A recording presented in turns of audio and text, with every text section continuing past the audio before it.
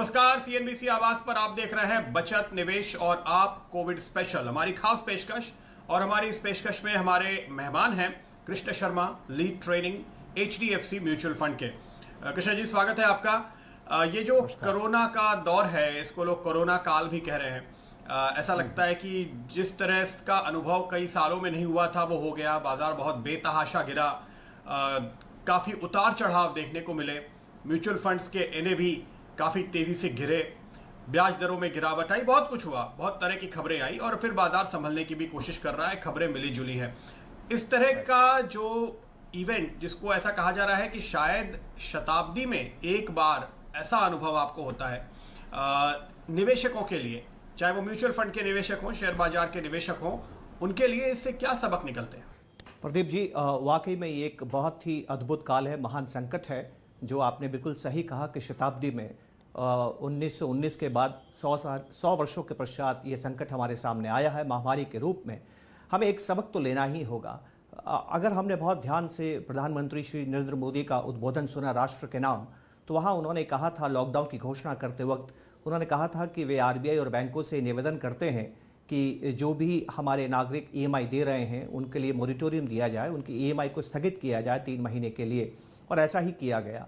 और उस वक्त हमें ये सोचना होगा हमें कि अगर हम जीवन में 3 महीने का अगर लॉकडाउन आता है, जीवन में अगर हमारे सामने इस तरह की स्थिति उत्पन्न होती है कि हम 3 महीने के लिए अपने आय को सृजन ना कर सकें, हमारी आमदनी में बाधा उत्पन्न हो जाए, तो क्या हम अपने घर को उसी सुचारू रूप से चला सकते हैं? क्या हम 3 से 6 महीने तक अगर आय में बाधा उत्पन्न होती है तो बिना किसी घबराहट के, बिना किसी संकट के, क्या हम अपने परिवार के आर्थिक हितों की रक्षा कर सकते हैं? ये हमारे लिए सोचने का समय है। और एक बात मैं आपसे कहना चाहता हूं, जो आपने बाजार की उथल पुथल की बात की, हमारे 1992 के लिबरेशन के बाद में, लिबरलाइजेशन के बाद में जो भी अर्थव्यवस्था में जो परिवर्तन आया है, उस परिवर्तन की वजह से एक सबक तो हमें लेना ही होगा कि अब हम इन्वेस्टमेंट करके अपनी एफडी के सर्टिफिकेट को, अपने शेयर के सर्टिफिकेट को लैमिनेट करके बक्से अलमारी में बंद करके नहीं रख सकते हैं। समय समय पर हमें अपने जो पोर्टफोलियो है उसको रिविजिट करना होगा, रीबैलेंस करना होगा, व्यवस्थित करना होगा और उसके लिए हमें उसका नियोजन करना होगा। तो ध्यान से हमें समझने की बात है कि दुनिया की किसी भी वर्तमान अर्थव्यवस्था में ब्याज दर और महंगाई, ये 2 शब्द बड़े महत्वपूर्ण हो गए हैं। हमारे देश में भी आरबीआई ने एक नया आदर्श कह सकते हैं, एक नया टारगेट, नया लक्ष्य स्थापित किया है, जिसको आप इन्फ्लेशन टारगेटिंग कहते हैं। दुनिया के तमाम मुल्क इस पॉलिसी का निर्वहन करते हैं, इसको फॉलो करते हैं। तो इसमें हम महंगाई को काबू में रखने की कोशिश करते हैं। इस वजह से इंटरेस्ट रेट्स बार बार बदलती हैं। जब इंटरेस्ट रेट बार बार बदलती है तो क्रेडिट या उधार लेने की प्रक्रिया में उसका प्रभाव पड़ता है और मांग ऊपर नीचे होती है। इसलिए मांग के ऊपर नीचे होने से बाजार ऊपर नीचे होते हैं, और जब बाजार ऊपर नीचे होते हैं तो आपका रिटर्न ऊपर नीचे होता है, और जब आपका रिटर्न ऊपर नीचे होता है तो आपको उसको व्यवस्थित रखने के लिए फाइनेंशियल प्लानिंग करना बहुत जरूरी है। मैंने अपने जीवन में यह सीखा है, मेरा 25 साल का अनुभव यह कहता है कि ज्यादातर इन्वेस्टर्स टैक्टिकल इन्वेस्टर्स होते हैं। इस महामारी ने हमें इस बात के लिए बाध्य कर दिया है कि हमें स्ट्रेटेजिक इन्वेस्टर बनना होगा, वित्तीय नियोजन करना होगा, फाइनेंशियल प्लानिंग करना होगा, ताकि जीवन में कभी भी किसी भी संकट का सामना हम आसानी से कर सकें और कभी भी हमें आर्थिक वजह से हमें दुविधा ना हो, ये सुनिश्चित कर सकें। यही सबक है। जी हाँ। तो जो आपने बात कही, बदलाव इस तरह भी आए हैं कि आपके पिताजी ने और मेरे भी पिताजी ने ज़्यादातर जो पैसे अपने बचा के रखे वो उन्होंने बैंक के डिपॉजिट में लगाए, या वो किसान विकास पत्र जैसे कुछ स्कीम्स होती थी वहाँ पे लगाते थे, या वो नेशनल सेविंग सर्टिफिकेट में लगाते थे, या पोस्ट ऑफिस में काफ़ी लोग पैसे रखते थे। और उनको जो ब्याज दरें तय हो गई, अगर उन्होंने मान लीजिए कि 1975 में एक एफडी किया और 1980 तक वो एफडी निकला, उनको पता होता था कि 5 साल के बाद मुझे कितने पैसे मिलेंगे। तो हमारे आज के समय में हम, चूंकि जो आपने कहा 90 के दशक के बाद मार्केट लिंक्ड इंस्ट्रूमेंट्स हैं, खासतौर पे म्यूचुअल फंड एक ऐसा इंस्ट्रूमेंट है जिसका एनएवी बराबर बदलता है। तो जो निवेशक है इस तरह के दौर में, जब वो देखता है कि मेरा एनएवी इतनी जोर से नीचे आया, फिर थोड़ा थोड़ा अब रिकवर हो रहा है, तो जाहिर है कि उसको ये समझना ज़रूरी है कि इसको इस हालात से आप कैसे गुजरें, क्या रुख रखें। किसी को लगता है कि क्या जाकर पैसे निकाल लें सारे के सारे और ना कम हो जाएं। हाँ, ये बात बिल्कुल आपने सही कही है। देखिए, मैं आपसे फिर वही हम घूम फिर के हम उसी बात की तरफ मुड़ के आते हैं कि हम निवेश को किस तरह से करते हैं और किस तरह से देखते हैं। म्यूचुअल फंड के बारे में दुर्भाग्यवश प्रदीप जी मैं कहूँगा कि जानकारियाँ बहुत कम हैं और मिथ्या जो जो एक तरह से समझ लीजिए आपकी लोगों का अनुभव अजीब सा रहता है कि जब वो टैक्टिकल इन्वेस्टर होते हैं तो हमें बहुत बहुत ध्यान से एक बात समझनी होगी। जैसे कि मैंने अपने पिताजी के समय की बात कही थी, उनका जो ज़माना था वो डिफाइंड बेनिफिट का ज़माना था और हमारा जो ज़माना है ये डिफाइंड कंट्रीब्यूशन का ज़माना है। हमें नहीं मालूम हमें क्या रिटर्न मिलेगा, हमें नहीं मालूम कल ब्याज दरें क्या रहेंगी। पीपीएफ की ब्याज दरें तो कभी कभी बदला करती थी, वो हर 3 महीने में आजकल बदलती है। सरकारी कर्मचारी को पहले गारंटीड पेंशन मिला करती थी, अब सरकारी कर्मचारी को पेंशन नहीं मिलती है। वो एनपीएस के अंदर उसका कंट्रीब्यूशन जाता है और क्या उनको रिटर्न मिलेगा और किस तरह से पेंशन मिलेगी उनको नहीं मालूम है। तो बाजार लिंक्ड जो इन्वेस्टमेंट्स हैं ये तो अब वास्तविकता है हमारे जीवन की। मैंने जब म्यूचुअल फंड्स में कार्य करना शुरू किया था तो मेरी माँ का ये मानना था कि यहाँ कौन निवेश करेगा, पर मैं 28 साल पीछे मुड़ के देखता हूँ तो म्यूचुअल फंड लगातार लोकप्रिय होते चले जा रहे हैं। क्योंकि म्यूचुअल फंड में खास बात होती है, जो उसकी पहले लोग कमजोरी मांगते थे वही म्यूचुअल फंड की ताकत बन गई है और वो है subject to market risk. Yes, बाजार में जो भी परिवर्तन आता है म्यूचुअल फंड उसको रिएक्ट नहीं करता है, म्यूचुअल फंड उसको रेस्पॉन्ड करता है। म्यूचुअल फंड के अंदर सिर्फ हमें एक बात ध्यान रखनी है कि हम करना क्या चाहते हैं, कितने समय के लिए निवेश है और फिर उस उत्पाद की श्रेणी को तय करना है कि किस प्रोडक्ट में मुझे जाना है। एक बार आपने होमवर्क कर लिया तो म्यूचुअल फंड आपको निराश नहीं करता है और वो आपके वित्तीय नियोजन का सबसे प्रबल और सबसे मुख्य अंग बन के निकलता है। बिल्कुल। तो दरअसल अगर आप एक निवेशक हैं और बाजार में इस तरह की गिरावट आती है और आपके म्यूचुअल फंड का एनएवी नीचे आता है तो ये आपके लिए दरअसल मौका है। अब जो पूरी फाइनेंशियल प्लानिंग की एक स्कीम है जिसकी आप बात कर रहे थे अभी, उसमें आप म्यूचुअल फंड्स का किस तरह से उसकी भूमिका देखते हैं और फिर इस तरह के उतार चढ़ाव को क्या आप एक स्पेशल अपॉर्चुनिटी के तौर पे देखते हैं जो आपको अपने गोल्स के दरअसल और करीब ले जाती है? बिल्कुल, ये एक बहुत बड़ा परिवर्तन है जो कि वर्तमान आधुनिक समाज को समझना होगा कि हम बचत इसलिए नहीं करते हैं कि जीवन में आने वाले खतरों का सामना कर सकें। जीवन में आने वाले खतरों के लिए आजकल एक बहुत अच्छी सुविधा है जिसको आप इंश्योरेंस कहते हैं। उसके लिए महज आपको प्रीमियम खर्च करना पड़ता है और यही वित्तीय नियोजन है। जब भी आप वित्तीय नियोजन करें तो सबसे पहले अचानक से कभी भी इकोनॉमी में संकट आया तो हमारा काम जा सकता है, नौकरी जा सकती है, दुकान बंद हो सकती है, जो भी हम काम करते हैं उस पर रुकावट उत्पन्न हो सकती है। तो उसका सामना करने के लिए घर का खर्चा सुचारू रूप से चले, हमारे पास इमरजेंसी फंड कम से कम 6 महीने का होना चाहिए। ये पहला काम आप करें।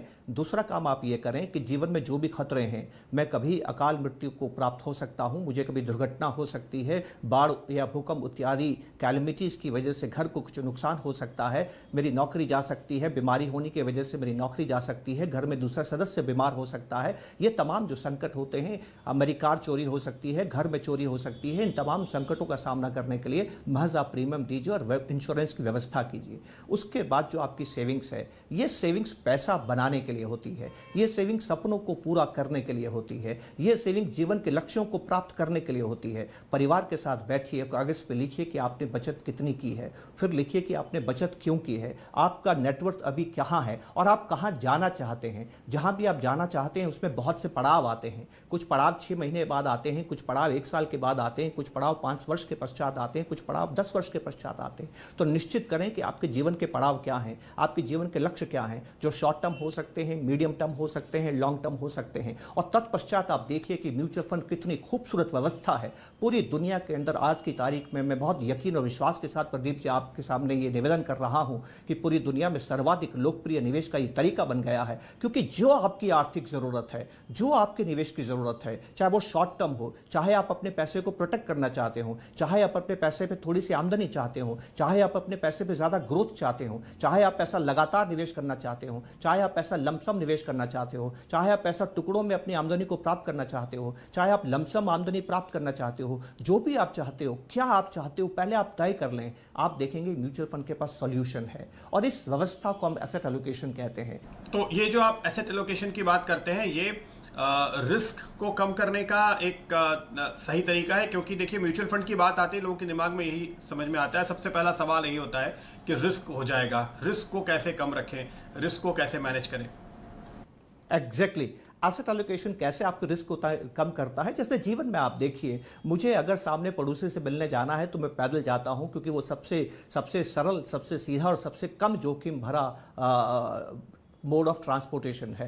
पर मुझे यहाँ से लंदन जाना है तो मैं विमान से ही जाऊँगा। कोई भी साधन चाहे कितना ही सुरक्षित क्यों ना हो, मुझे विमान में बैठने में चाहे कितना ही डर क्यों ना लगता हो, लेकिन सबसे सेफ साधन मेरे लिए विमान ही होगा। तो कौन सी चीज़ कितनी सेफ है, कितनी रिस्की है, ये तय करती है कि उससे आप चाहते क्या हैं। तो अगर आप एफडी करते हैं, एफडी बहुत सेफ है, पर अगर आप एफडी को 20 साल के लिए रखेंगे तो उससे खतरनाक कोई निवेश नहीं है, क्योंकि वो कभी महंगाई को हरा नहीं पाएगा और टैक्स देने के बाद तो आपके धन में उल्टा हानि होगी, धन का निर्माण तो बिल्कुल नहीं होगा। इक्विटीज अगर आप 2-3 महीने के लिए, 2-3 साल के लिए निवेश करना चाहते हैं तो बहुत रिस्क उत्पन्न करती है, पर आप लंबे समय के लिए अगर आप निवेश करते हैं तो इतिहास साक्षी है, इतिहास गवाह है कि अगर आपने दौलत बनाई है, अगर आपने धन का निर्माण किया है तो सर्वाधिक धन का निर्माण इक्विटीज में हुआ है। और यही तय करना, यही पता करना कि मुझे पैसे की कब जरूरत है, कब इस पैसे को मैं इस्तेमाल करूंगा, इसे हम एसेट एलोकेशन कहते हैं। एक बात मैं आपसे और कहना चाहूंगा प्रदीप जी, जो मुझे लगता है अत्यंत ही महत्वपूर्ण है। कोरोना के संकट के साथ साथ फाइनेंशियल प्लानिंग और एसेट एलोकेशन, 3 शब्दों की हम बात कर रहे हैं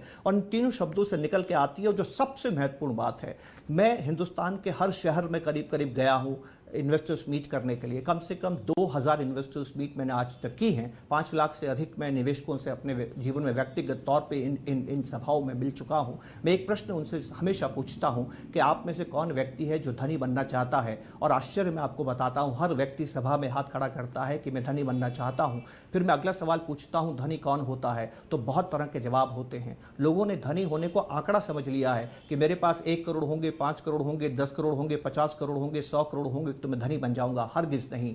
इस महामारी के संकट में, लॉकडाउन में, हमें एक बात सीखनी होगी कि धनी बनने का मतलब यह है कि आप धन के लिए काम नहीं करते हैं, धन आपके लिए काम करता है। जो व्यक्ति अपनी मर्जी से अपने काम को ठोकर मार सकता है, जो व्यक्ति अपनी मर्जी से दुकान को बंद कर सकता है, जो व्यक्ति अपनी मर्जी से नौकरी को छोड़ सकता है, तब भी उसके घर का खर्चा चलता रहे, वो धनी होता है। और एक अद्भुत बात यह है कि इसको पैसिव इनकम, इसको बोलते हैं पैसिव इनकम। निवेश ही वो माध्यम है जो इस पैसिव इनकम को आपको देता है और एसेट एलोकेशन म्यूचुअल फंड के जरिए आपको धनी बनने में सहायक सिद्ध होता है। बिल्कुल, अच्छा कार्य तो जीवन में कभी भी कर सकते हैं, ये बुजुर्गों से मैंने सीखा है। और कहावतें भी हैं ऐसी कि जब जागो तब सवेरा, या देर आयत दुरुस्त आयत। कोई बात नहीं, अगर आपने अभी तक एसेट एलोकेशन के जरिए निवेश नहीं किया है और आप टैक्टिकल इन्वेस्टर रहे हैं, तो टैक्टिकल इन्वेस्टमेंट जो हैं वो हमारे को चैलेंज करते हैं, इंटेलिजेंस को चैलेंज करते हैं। इसमें एक्साइटमेंट तो बहुत है पर रिटर्न की संभावनाएं बहुत कम हो जाती हैं। तो मैं ज़्यादातर, और ये जन साधारण के लिए है, सॉफिस्टिकेटेड इन्वेस्टर्स की मैं यहाँ पर जिक्र नहीं कर रहा हूँ, लेकिन जो सामान्य आम निवेशक है जो अपने जीवन में अपने सपनों को पूरा करना चाहते हैं, ये जो दुनिया की इकोनॉमी है जहाँ पर इंटरेस्ट रेट, इन्फ्लेशन और क्रेडिट, इन 3 शब्दों का बहुत इंपॉर्टेंस हो गया है, बिजनेस साइकिल्स आ गई हैं, इकोनॉमी वॉलेटाइल हो गई है, मैं निवेदन ये करूँगा कि वो एक्सपर्ट की मदद लें। एक्सपर्ट उनकी फाइनेंशियल प्लानिंग करने में मदद कर सकता है, एक्सपर्ट उनकी इन्वेस्टमेंट प्लानिंग करने में मदद कर सकता है, एक्सपर्ट उनको उस तरह से नियंत्रित कर सकता है। एक्सपर्ट का मतलब है जैसे महाभारत में भगवान कृष्ण थे जिन्होंने अर्जुन को एक ऐसे समय में कमजोर अवस्था से बाहर निकाला कि वो अपने गुरु और अपने पितामह पे प्रहार करने के लिए तैयार हो गया। तो कितना जबरदस्त भावनात्मक रूप से उन्होंने मजबूत कृष्ण ने अर्जुन को बनाया जब अर्जुन संकट में था। तो जब आपके पोर्टफोलियो में नुकसान होता है, जब बाजार में गिरावट आती है, जब आपको बहुत नुकसान हो रहा होता है, स्टडीज ये कहती हैं कि पैसे में नुकसान के डर को हम ऐसा ही देखते हैं जैसे जान जा रही है, क्योंकि पैसा प्राणों जितना ही प्यारा है। तो ऐसे समय में अगर आपने एक्सपर्ट की मदद ली है तो वो आपके भावनाओं को नियंत्रित कर सकता है, क्योंकि जीवन में ऐसी घटनाएं बार बार होने वाली है। 30% की गिरावट ये पहली बार नहीं हुई है, 30% की गिरावट इतिहास में होती रही है, 30% की गिरावट जीवन में आगे भी कभी 4, 5, 10 सालों में हो सकती है। हम ये सब जानते हैं, फिर भी हम घबराते हैं। इसलिए एक्सपर्ट की मदद लेना इस विचलित इकोनॉमी में बहुत ज़रूरी हो गया है। अच्छा, ये जो अब आप हम बात कर रहे थे एक सही प्लानिंग की और एक एक्सपर्ट की एडवाइस की, जो बहुत ही ज़्यादा ज़रूरी है। लोग एक चीज़ हम और भी देखते हैं कि एक्सपर्ट को एडवाइस लेने के लिए फ़ीस देनी पड़ती है, लोगों को लगता है वो बचा लें, और उससे ज़्यादा नुकसान फिर वो निवेश में करके जाते हैं। ये एक बदलाव है जो धीरे धीरे अब आना शुरू हुआ है। अब ज़्यादा से ज़्यादा लोग एक फाइनेंशियल एडवाइज़र की मदद लेकर के सही एसेट एलोकेशन कर रहे हैं और उसका फ़ायदा भी उठा रहे हैं। एक सवाल ये भी उठता है कि देखिए, आपको फाइनेंशियल एडवाइज़र की लगातार ज़रूरत है। क्योंकि आपने एक बार प्लानिंग कर ली, स्ट्रक्चर कर लिया, उसके बाद आपके सर्कमस्टांसेस बदल सकते हैं, आपके खर्चे बदल सकते हैं, आपके परिवार की चीज़ें बदल सकती हैं, आपको पैसों की जो ज़रूरत का आपने अनुमान लगाया था वो बदल सकता है, आमदनी बदल सकती है। कितने दिनों में, कितने दिनों के बाद आपको फिर से अपने एडवाइज़र के साथ बैठना चाहिए और फिर से इसको रीअसेस करना चाहिए? क्या 6 महीने काफ़ी है? क्या साल भर में एक बार किया तो काफ़ी है, या और जल्दी या और देर से? आपने बहुत ही सही प्रश्न पूछा है प्रदीप जी, और आपने बहुत सुंदर व्यवस्था भी दी। आप पहले जो आपने बात कही कि एक्सपर्ट की हमें ज़रूरत क्यों है, एक्सपर्ट की ज़रूरत हमें इसलिए है ताकि निवेश में हम गलतियां ना करें और हमारे भावनाओं को काबू में रखें। इसलिए बेहतर ये रहता है कि हमारे जो हमारे सलाहकार हैं, हमारे जो एडवाइज़र हैं, उनके साथ जो हमारा जीवन का रिश्ता है वो लगातार हमेशा सतत बना रहे, हमेशा बना रहे। लॉन्ग टर्म रिलेशनशिप है वो, और आपके एडवाइज़र आपके सभी परिवार को जानते हों और सभी परिवार के साथ बैठ के आप उनसे बात करते हो, आपके सपनों को जानते हो, आपकी आमदनी, आपके खर्चों के हिसाब को जानते हो, तब जाके वो इस व्यवस्था में आपकी अच्छी तरह से मदद कर सकते हैं। और इस कार्य को करने के लिए अपने एडवाइज़र के साथ मिलकर समय समय पर आपको अपने पोर्टफोलियो को रिविजिट करना होगा। इसके लिए एक बात मैं आपसे कहना चाहता हूं कि इसको बार बार करने की ज़रूरत नहीं है। जितना ज़्यादा आप रिविजिट करेंगे, जितना ज़्यादा रीबैलेंसिंग करेंगे, उतने ज़्यादा ट्रांजैक्शंस होंगे, और जितने ज़्यादा ट्रांजैक्शंस होंगे उतना आपके रिटर्न कम हो सकते हैं, आपके टैक्सेशन बढ़ सकता है। तो इसके 2 मापदंड हैं जिसको आप फॉलो कर सकते हैं। पहला ये कि साल में एक बार रिव्यू ज़रूर करें, नंबर 1। और साल में जब आप रिव्यू करें तो उससे फ़ायदा ये होता है कि आपको टैक्स एफिशिएंसी बहुत बेहतरीन मिलती है। और दूसरा मापदंड ये होता है कि जब भी परिवार में कोई बड़ा भारी परिवर्तन आए या इकोनॉमी में कोई बड़ा भारी परिवर्तन आए, जैसे अभी कोविड-19 हुआ या लॉकडाउन हुआ, तो इस वक्त क्या है कि एसेट्स के रिटर्न्स में, एसेट्स की परफॉर्मेंस में रात दिन का अंतर आ जाता है। उस वक्त आपकी रीबैलेंसिंग तुरंत करना बहुत ज़रूरी हो जाता है। तो दूसरा मापदंड ये है कि कोई बड़ा भारी परिवर्तन या तो अर्थव्यवस्था में आए या हमारे जीवन में आए, तब भी आपको अपने पोर्टफोलियो को रिविजिट करना चाहिए। बिल्कुल। तो ये ज़रूरी है कि आप कम से कम साल में एक बार तो अपने एसेट एलोकेशन को, अपने निवेश को रिव्यू करें और एक्सपर्ट की लगातार सलाह लेते रहें।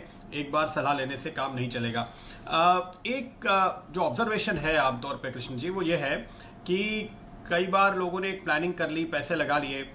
ये खासतौर पे तब होता है जब बाजार बहुत अच्छा चल रहा होता है, तो अचानक आपके पास कोई एजेंट, कोई एक सेल्स रेप आता है और वो ही आपसे ये कहता है कि जी ये वाला फंड देखिए, ये फला स्कीम देखिए, इंश्योरेंस की या फंड की, इसमें पिछले सालों में इतने रिटर्न आए, और आप देखते हैं कि मेरे रिटर्न तो इससे बहुत कम थे या कम थे, मेरा रिटर्न बढ़ सकता है अगर मैं ये चेंज कर लूँ। और फिर लोग सब कुछ छोड़कर अपनी पुरानी स्कीमें बदल के नई चीज़ में चले जाते हैं, जहाँ पर उनको दरअसल ये सभी की टेंडेंसी है, हम सभी चाहते हैं कि मुनाफा ज़्यादा से ज़्यादा हो। तो ये कैसे तय करें कि कितना मुनाफा सही है, और इस तरह का जब भी एक आपको प्रलोभन दिखाई दे उसको कैसे असेस करें और कैसे फैसला करें?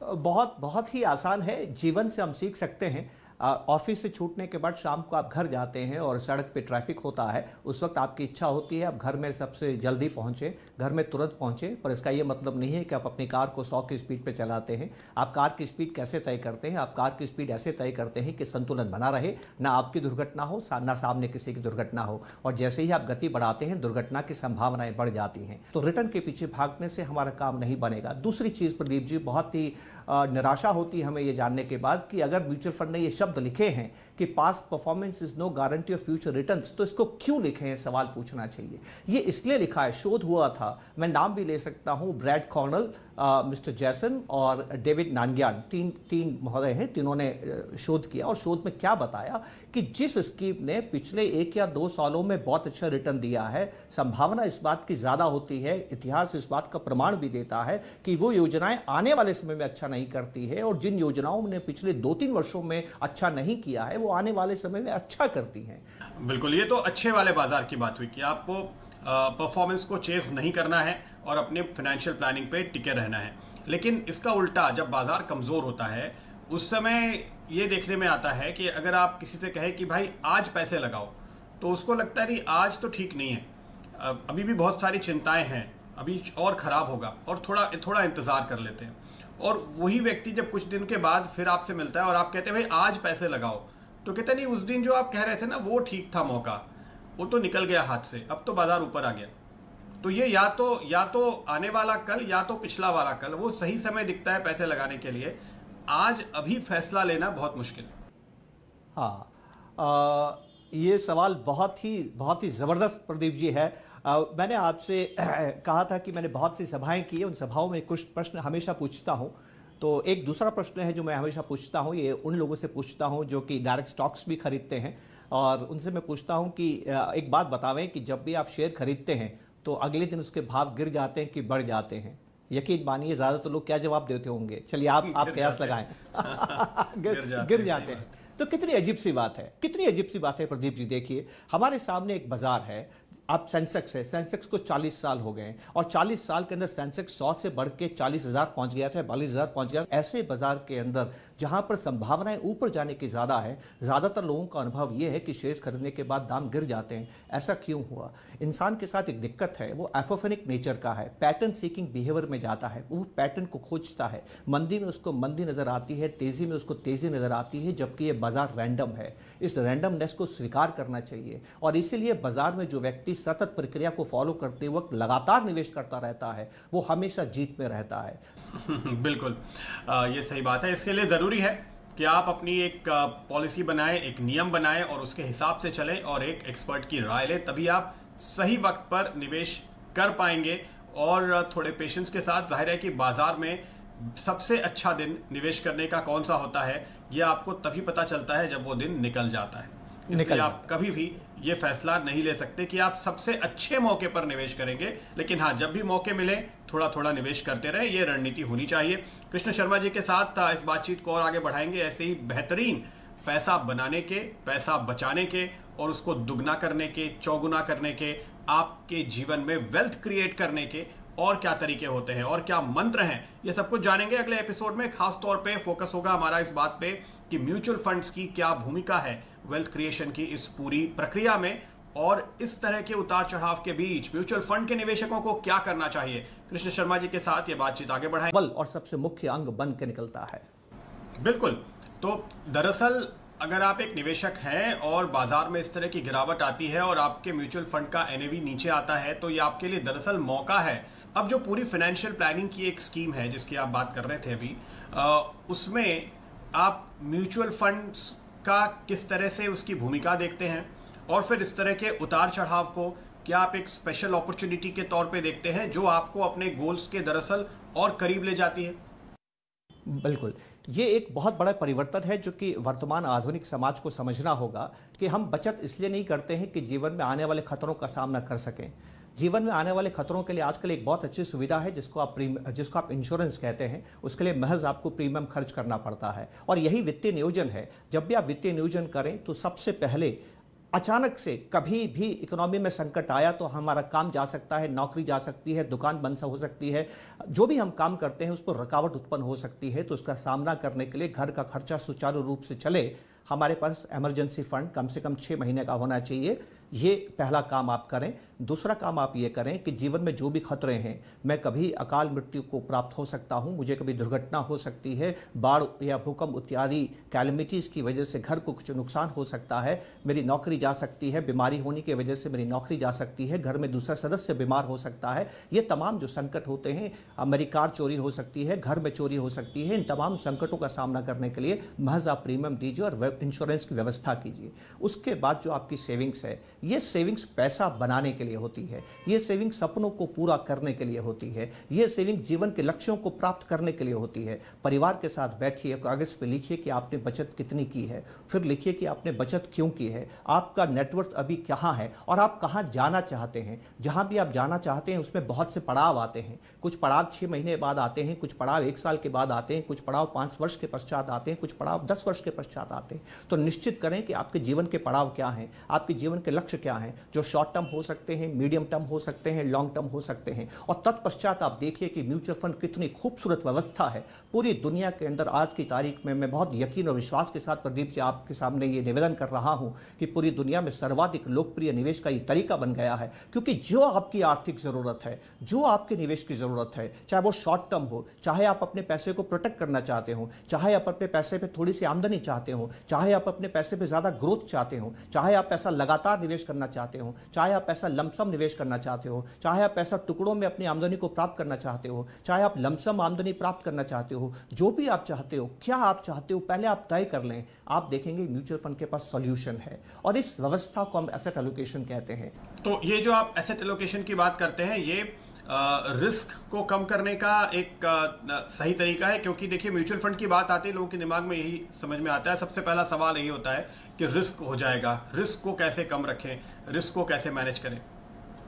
एग्जैक्टली एसेट एलोकेशन कैसे आपको रिस्क को कम करता है। जैसे जीवन में आप देखिए, मुझे अगर सामने पड़ोसी से मिलने जाना है तो मैं पैदल जाता हूं, क्योंकि वो सबसे सरल, सबसे सीधा और सबसे कम जोखिम भरा मोड ऑफ ट्रांसपोर्टेशन है। पर मुझे यहाँ से लंदन जाना है तो मैं विमान से ही जाऊँगा। कोई भी साधन चाहे कितना ही सुरक्षित क्यों ना हो, मुझे विमान में बैठने में चाहे कितना ही डर क्यों ना लगता हो, लेकिन सबसे सेफ साधन मेरे लिए विमान ही होगा। तो कौन सी चीज़ कितनी सेफ है, कितनी रिस्की है, ये तय करती है कि उससे आप चाहते क्या हैं। तो अगर आप एफडी करते हैं, एफडी बहुत सेफ है, पर अगर आप एफडी को 20 साल के लिए रखेंगे तो उससे खतरनाक कोई निवेश नहीं है, क्योंकि वो कभी महंगाई को हरा नहीं पाएगा और टैक्स देने के बाद तो आपके धन में उल्टा हानि होगी, धन का निर्माण तो बिल्कुल नहीं होगा। इक्विटीज अगर आप 2-3 महीने के लिए, 2-3 साल के लिए निवेश करना चाहते हैं तो बहुत रिस्क उत्पन्न करती है, पर आप लंबे समय के लिए अगर आप निवेश करते हैं तो इतिहास साक्षी है, इतिहास गवाह है कि अगर आपने दौलत बनाई है, अगर आपने धन का निर्माण किया है तो सर्वाधिक धन का निर्माण इक्विटीज में हुआ है। और यही तय करना, यही पता करना कि मुझे पैसे की कब जरूरत है, कब इस पैसे को मैं इस्तेमाल करूंगा, इसे हम एसेट एलोकेशन कहते हैं। एक बात मैं आपसे और कहना चाहूंगा प्रदीप जी, जो मुझे लगता है अत्यंत ही महत्वपूर्ण है। कोरोना के संकट के साथ साथ फाइनेंशियल प्लानिंग और एसेट एलोकेशन, 3 शब्दों की हम बात कर रहे हैं और इन तीनों शब्दों से निकल के आती है जो सबसे महत्वपूर्ण बात है। मैं हिंदुस्तान के हर शहर में करीब करीब गया हूं इन्वेस्टर्स मीट करने के लिए। कम से कम 2000 इन्वेस्टर्स मीट मैंने आज तक की हैं। 5 लाख से अधिक मैं निवेशकों से अपने जीवन में व्यक्तिगत तौर पे इन सभाओं में मिल चुका हूं। मैं एक प्रश्न उनसे हमेशा पूछता हूं कि आप में से कौन व्यक्ति है जो धनी बनना चाहता है, और आश्चर्य में आपको बताता हूं हर व्यक्ति सभा में हाथ खड़ा करता है कि मैं धनी बनना चाहता हूं। फिर मैं अगला सवाल पूछता हूं धनी कौन होता है, तो बहुत तरह के जवाब होते हैं। लोगों ने धनी होने को आंकड़ा समझ लिया है कि मेरे पास 1 करोड़ होंगे, 5 करोड़ होंगे, 10 करोड़ होंगे, 50 करोड़ होंगे, 100 करोड़ होंगे तो मैं धनी बन जाऊंगा। हरगिज नहीं। इस महामारी के संकट में, लॉकडाउन में हमें एक बात सीखनी होगी कि धनी बनने का मतलब यह है कि आप धन के लिए काम नहीं करते हैं, धन आपके लिए काम करता है। जो व्यक्ति अपनी मर्जी से अपने काम को ठोकर मार सकता है, जो व्यक्ति अपनी मर्जी से दुकान को बंद कर सकता है, जो व्यक्ति अपनी मर्जी से नौकरी को छोड़ सकता है तब भी उसके घर का खर्चा चलता रहे, वो धनी होता है। और एक अद्भुत बात यह है कि इसको पैसिव इनकम, इसको बोलते हैं पैसिव इनकम। निवेश ही वो माध्यम है जो इस पैसिव इनकम को आपको देता है और एसेट एलोकेशन म्यूचुअल फंड के जरिए आपको धनी बनने में सहायक सिद्ध होता है।